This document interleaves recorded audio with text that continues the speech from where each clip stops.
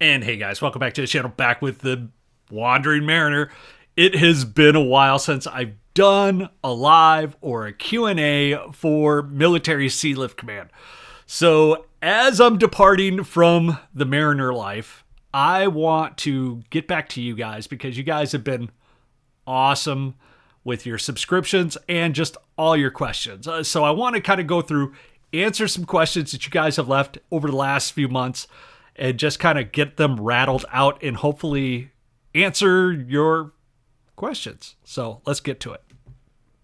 So the first question is from Dito773. He says, did engineers have no life at Military Sealift Command, or were they able to go out and have fun? Planning on going to the Maritime Academy for engineering license? Thanks, John.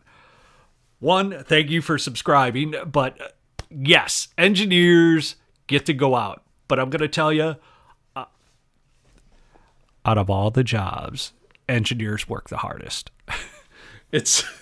They work a lot of hours. Now, there's times when things are good and they're not out grinding so hard to get stuff fixed, but they are always doing maintenance. They are always making sure the ship is ready to go. So I think that, out of everybody, they have the least amount of time off probably, but they know when to get their time off. I'll just leave it at that. So next question was transfers. All right, great video. I have a question. I currently work at the Department of the Navy in the Washington Navy Yard. Can I transfer to Military Sealift Command? If you are on a shore job and you are transferring to a shore job, absolutely. You could put in for a transfer, and if you get hired by MSC, you'll be able to do a lateral or whatnot. Now, there are caveats if you're going to go to sea and not on shore, because you got to have qualifications to move into those positions, and it's not all the same. But absolutely, when you join Military Sealift Command, you are a federal employee. So you're going to be able to move between different federal government jobs throughout the country, throughout the world, and whatnot. So, from Eric Bressman, do you get paid time off? Absolutely. So you earn about 30 days of paid vacation a year working for Military Sealift Command. Now, the secret to success, at least for myself, because 30 days was never enough time. And when you first start out, getting all that time put together can be challenging. So what I recommend is you have an opportunity to compensate time. So instead of getting paid overtime, you comp your time, and you can take that as vacation time instead. And that's a way to save up more time off so that when you do get off a ship, you could actually enjoy yourself for an extended period, because the first 6 months, you only got a couple of weeks of vacation time anyways. So just something to think about. Next question. And it is, what if you haven't sailed before? And that is not a problem. If you are willing to take an entry-level position with Military Sealift Command, which is like an ordinary seaman or a steward utility or a wiper in the engineering department, there are positions available, and you don't have to have any experience. But you will have to go get your Merchant Marine credential, your passport, just to get the process going, which it isn't that hard, and a TWIC card too, if you want to go ahead and get that. That'll all help with the process before you start your application. But do your research, check out the website, and kind of go from there is my recommendation to you. Next question from Glenn Gamboa. Have you been to Guam? Yes, I've been to Guam, and there is a very nice beach there right by where the ships usually pull in, called Gab Gab Beach. I love to go swimming there every time the ship would pull in. If I could scoot out of work a little bit early that afternoon, go over there for a swim before you go out in the evening and enjoy a little time off. But I love that beach and snorkeling over there. So, next question from Raven Finch says, wait, so do you live on board or not? Also, When do you leave the ship? When you leave the ship or finish a job, then what? Okay, so first of all, when you live on board a ship, most people, it depends on the size of the ship you get assigned to. Most people will live in berthing like this. Or I shouldn't say most. Some people live in berthing like this, like on the ammunition ships. Berthing might be available where you're in shared berthing, but most of the time you have your own room. So if you're in a room of more than 2 people, you're entitled to berthing pay. So it's additional pay that you receive. So me, I had no problem with bunking up. These are too high, and that's pretty much the most crowded you'll ever be on a military sealift command ship. In the Navy, they go 3 high. So if you were in the Navy before, you'll be pleasantly surprised. Next question is, do you have communal showers? And I'm going to say yes and no. Again, it depends on the type of ship you get stationed upon. So if you look at this is kind of a futuristic kind of look of the way the Military Sealift Command wants their showers to be, but they are independently partitioned when you go to the shower room. So if you're on certain ships, they will have your own shower if you're lucky. Worst case scenario, if you're in shared berthing, you will have kind of communal showers, but it's not like open air showers. There'll be curtains along each stall, so you kind of go in. If you've ever played sports or anything, it's not anything different than that, but it's not like prison showers. I'll leave it at that. Okay, next question.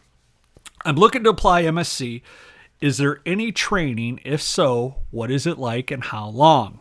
All right, so this all depends on what kind of qualifications you bring to the table with you. If you're entry level, you're going to go through basic entry level training for the job that you're filling. Be it if you're going for a steward utility job, you're going to go through the basics of firefighting, because everybody learns firefighting. Everybody learns about how to handle a weapon. Everybody learns certain basic life survival, water survival, and things like that. Then we all kind of branch off and go into your own training path based on the job field you're going into. So it could vary. The length, the distance, and the time that you spend in training is variable based on every job. But like if you were going to be a steward utility, which is like food service, you're going to go to food handling classes and things like that. So this one I really liked, and this was from Mike Gallegos, and I'm going to have to read this here. So it says, when I began the hiring process for Military Sealift Command, the experience was stupid.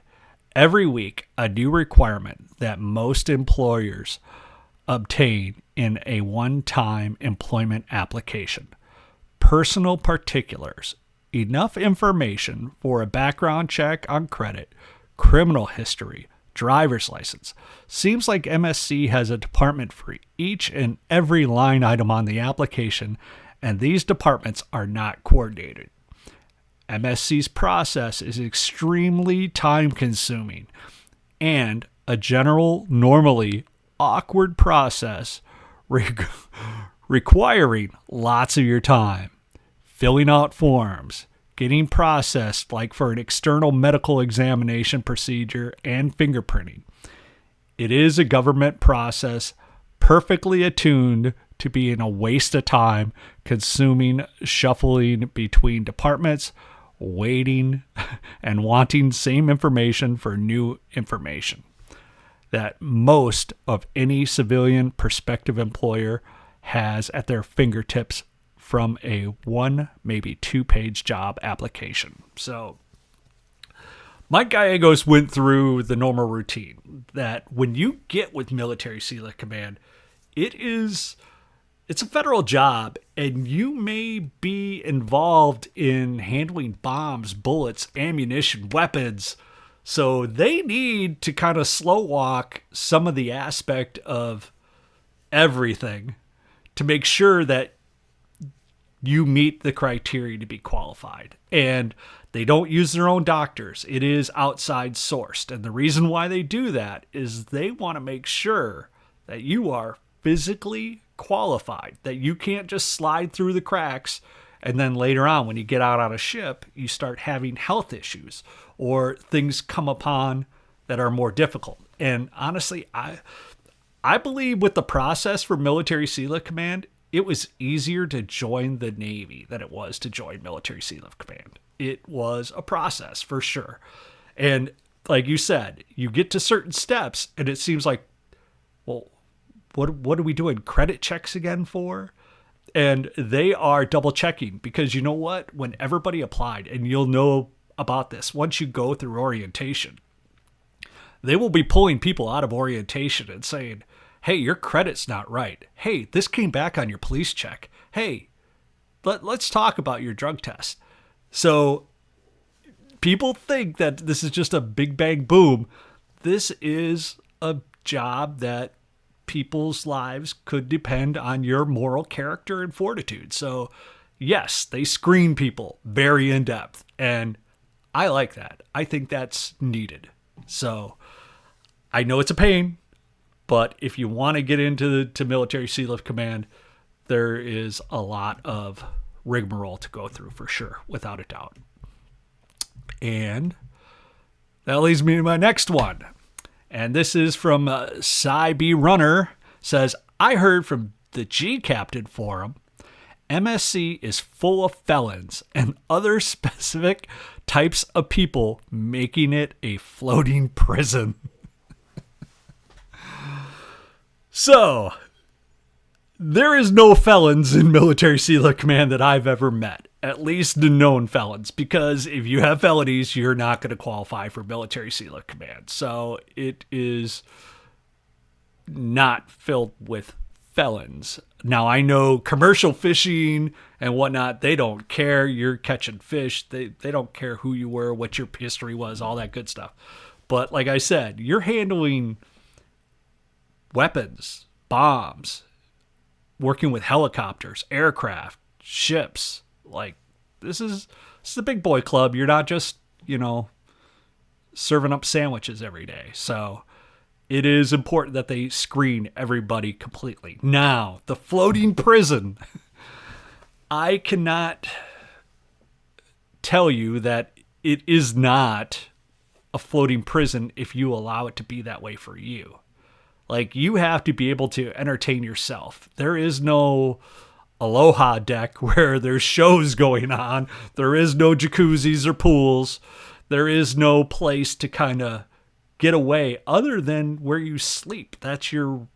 Or go out on deck and see the sunset. You're there to work. You're there to work every day.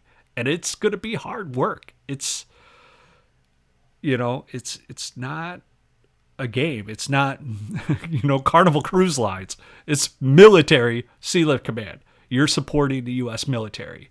And you got to be kind of in that mindset that there's going to be a lot of sacrifice and a lot of time that ship might not pull in. You're not entitled to a lot of the benefits and features of being a mariner that's just a union guy on a ship where they're going to pay you extra for not getting time off and so forth. Because there could be some times when that ship's got a mission to do. I was just reading an article today and they were talking about how they had built a pier off of Gaza to provide relief to the Palestinians and everything there. And that was a Military Sealift Command ship that probably installed that. Now, those guys were probably not asking when we going to get some liberty. We need to get done. They were focused on the mission. And I think that's a majority of the people that work for Military Sealift Command is they know that they're sacrificed. Now, there's sometimes that it's heartbreaking. And that comes to the next question, which is Military Sealift Command stands for, or MSC stands for Multiple Schedule Changes. And I've heard that. I've heard mostly senior citizens, more shit coming. It's got a lot of different names to it. But, and when I worked for Military Sealift Command, I was an ops chief, so I was actively working with the schedule all the time.